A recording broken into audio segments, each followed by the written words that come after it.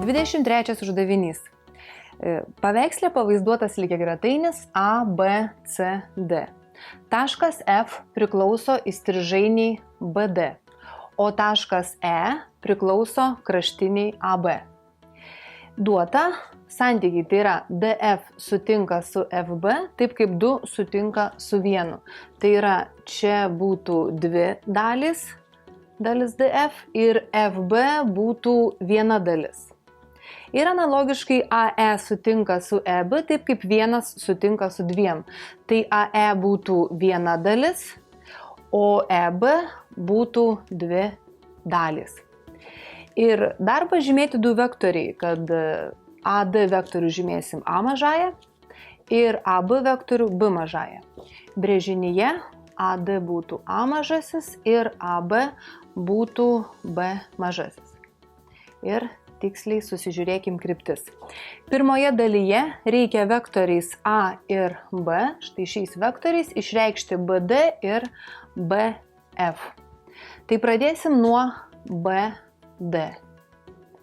Tai BD vektorius įeina štai į šį trikampį ir pasinaudosim trikampio taisykle. Tai yra BD vektorius lygų BA ir plus AD vektorius.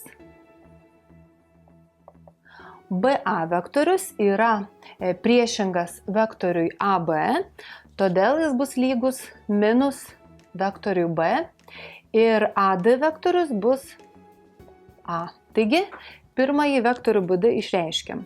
Dabar vektorius BF. BF vektorius yra dalis vektoriaus BD, kurį ką tik išreiškėm. Dabar kuri dalis? Iš viso įstrižainę sudaro 3 dalys, o BF tai būtų 1 dalis iš 3 galimų. Taigi BF vektorius būtų 1/3 vektoriaus BD. Kryptys BF vektorius ir BD yra tos pačios, todėl koeficientas 1/3 yra teigiamas. Ir tuomet belieka įsistatyti vietoj vektoriaus BD gautąją BD išraišką. Tai būtų minus B plus A. Ir tuomet atskliaudus gausime minus 1/3 vektoriaus B ir plus 1/3 vektoriaus A.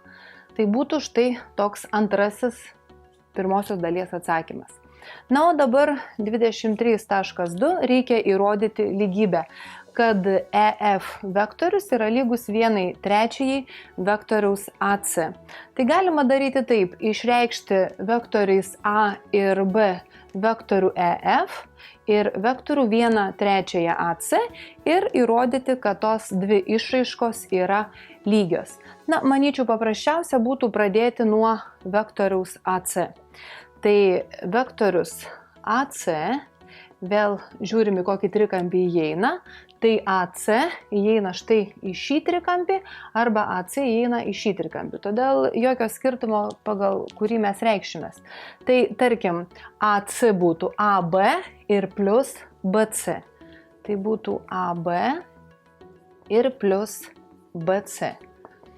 Vektorius AB tai yra B mažasis, o BC vektorius tai yra toks pat kaip vektorius AD ir tai yra vektorius A.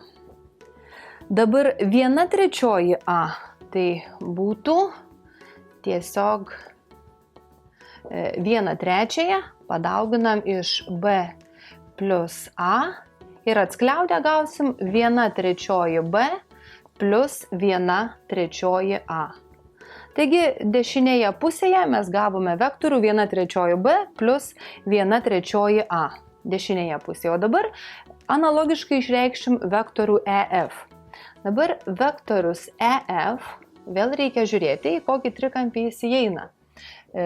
Vektorius EF, pažymėsiu kryptį, EF įeina į trikampį EBF. Taigi EB būtų EB ir plus vektorius BF. BF pagal trikampio taisyklę. Dabar EB tai yra vėl 2/3, nes iš viso AB kraštinės sudaro 3 dalys, o EB tai yra 2 dalys iš 3 galimų. Tai būtų 2/3 vektoriaus B, koeficientas teigiamas, nes EB kryptis sutampa su vektoriaus AB kryptimi ir plus BF, tai BF vektorių mes galim paimti iš pirmosios dalies gauto atsakymo. Tai būtų minus 1/3 B ir plus 1/3 A. Ir belieka dabar sutraukti panašiuosius narius. 2/3 B minus 1/3 B, tai būtų 1/3 B ir plus 1/3 A. Taigi gavom, kad vektorius EF irgi yra 1/3 B plus 1/3 A. Na ir belieka tada įrodymo uždavinyje parašyti išvadą. Vadinasi, EF tikrai lygu 1/3 A.